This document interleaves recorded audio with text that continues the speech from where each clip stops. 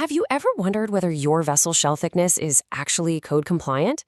What if a small mistake in joint efficiency, corrosion allowance, or allowable stress completely ruins your entire design? Well, welcome to the team. I'm your senior lead engineer, and today I'm going to show you exactly how to use VesselCalc Pro. We're going to calculate pressure vessel thickness, maximum allowable working pressure, hydrotest pressure, and code compliance in just a few minutes. It's an incredibly powerful platform, and mastering it will be fundamental to your success here. Because think about it. What actually happens if a tiny math error slips through? In our industry, working with oil and gas, refineries, and chemical plants, a mistake isn't just a typo. It can lead to catastrophic failures. Your calculations dictate the physical barrier between extreme internal pressures and the plant personnel working right next to that equipment. Getting the exact math right is absolutely critical. By the end of this explainer, you'll be able to run these verifications with total confidence. Okay, here's our roadmap for today. First, geometry and material inputs. Second, decoding the outputs. Third, ASME Division I versus Division II. Fourth, hydrotest, MDMT, and heads. And finally, export and remaining life. Section 1, Geometry and Material Inputs. Setting the foundation. When you open the VesselCalc Pro dashboard, you'll find a really intuitive, logical workflow. Step 1 is selecting your design code. The software supports ASME Section VIII Division I and II, plus European and British standards. Step 2 is choosing your component type, like a cylindrical shell or a head. Step 3 requires picking your material, which automatically pulls in the right allowable stress values. And Step 4 is adding your corrosion allowance, which is just an essential safety buffer for the vessel's operational lifespan. To make this real, let's use a highly practical example for today's walkthrough.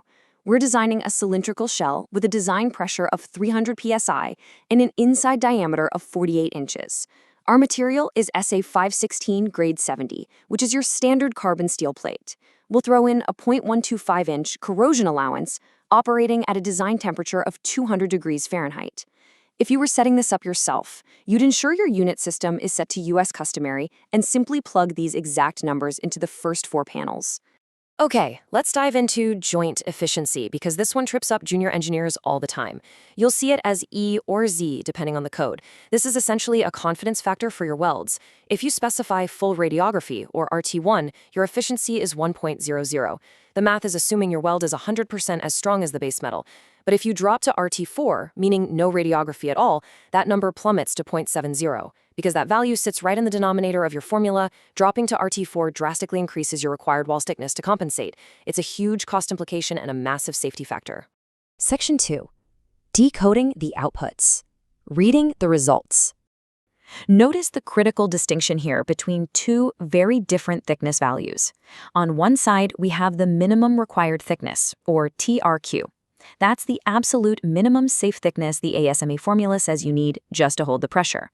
But listen, you can't just order a plate from the mill based exactly on TRQ. You have to look at the nominal thickness. This takes your required thickness, adds your corrosion allowance, and factors in a mill tolerance, often around 12.5%. As an engineer, you have to verify that the standard plate size you actually order is strictly greater than your required thickness plus allowances. So how does that thickness relate to MAWP? MAWP stands for Maximum Allowable Working Pressure. It is literally the absolute maximum pressure the vessel can safely hold at its operating temperature based on its weakest corroded part. In VesselCalc Pro, if you switch over to equipment rating mode and tweak that nominal thickness upwards, you'll actually watch the MAWP recalculate in real time. If you use a thicker standard plate than what's strictly required, your MAWP is going to be higher than your 300 psi design pressure. Plant operators absolutely love this because it gives the real plant way more operational breathing room before those safety relief valves pop. Section 3, ASME Division I versus Division II. Choosing the right code. Let's put these two heavyweights side by side. ASME Division I uses the UG27 linear formula. For hoop stress, that's PR over SE minus 0.6P. It's incredibly common and works perfectly for standard vessels. But Division II, it uses an exact exponential formula. We're talking thickness equals the corroded radius times the natural log of P over SE minus 1. Division II provides way greater accuracy for really thick-walled vessels and often lets you use higher design stresses. That saves a massive amount of material weight. The calculator actually gives you a side-by-side comparison so you can instantly evaluate those material savings. Section 4, hydrotest, MDMT, and heads, verifying safety margins. 1.3. I want you to burn this number into your memory.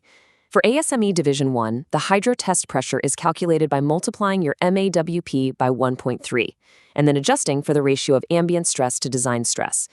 Think of it like a hierarchy. At the bottom, you have your operating pressure. A step up is your design pressure, which is your safety buffer, and at the very top is the hydrotest pressure, which is at least 30% higher.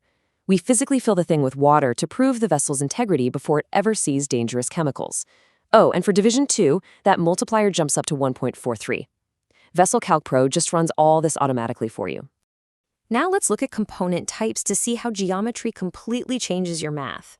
If you swap out a cylindrical shell for a head, the thickness requirements change drastically. A hemispherical head is a perfect sphere shape, meaning it only requires roughly half the thickness of the adjoining cylindrical shell to hold the exact same pressure. It's incredibly efficient. On the other hand, a 2-to-1 ellipsoidal head has a flatter profile, so it requires a thickness that is very close to the main shell itself. The software lets you just toggle between these geometries so you instantly see the practical engineering implications. We also have to verify the minimum design metal temperature, or MDMT, using the UCS 66 curves. Here's why. Carbon steel can become horribly brittle and shatter literally like glass at freezing temperatures under high pressure. The software includes a fully automated MDMT check. For our test vessel, using SA 516 grade 70 steel in a normalized condition, we land right on curve B. By inputting our minimum service temperature, let's say minus 10 degrees Fahrenheit, the calculator instantly validates whether an expensive physical impact test is legally required by the code before fabrication. Section 5, Export and Remaining Life. Finalizing the documentation. And this brilliantly illustrates how design software bridges the gap straight to plant maintenance. VesselCalc Pro isn't just for brand new designs. It actually includes an API 510 module for in-service vessels. Remaining life is calculated as the actual measured thickness minus the minimum required thickness, all divided by your corrosion rate. API 510 plant inspectors use this exact formula within the tool out in the field to determine exactly when the next shutdown and inspection interval must legally occur. It ensures the vessel never corrodes past its safe limit. All right, finally, professional design requires bulletproof documentation. Once you've entered all your parameters, step 1 is simply clicking Calculate. Step 2 is clicking Add to Components Summary. You'll do this for your shell, your heads, and your nozzles to build a complete list of your vessel's parts. Step 3 is generating the final report. You can export your entire data table directly to CSV for Excel, or print a beautiful, formal PDF report that captures all your applied formulas, stresses, and validation warnings for your QA/QC team. I really want to leave you with this thought as you start your very first projects. As an engineer, your final design is quite literally the only thing standing between extreme pressure and the people walking around that plant. Are you absolutely certain your math is right? Tools like VesselCalc Pro are just phenomenal for rapid, highly accurate multi-code verification, but you still have to understand the underlying engineering logic. Take the time to master this interface, respect those codes, and I can't wait to see your first preliminary designs on my desk later this week. Go get 'em.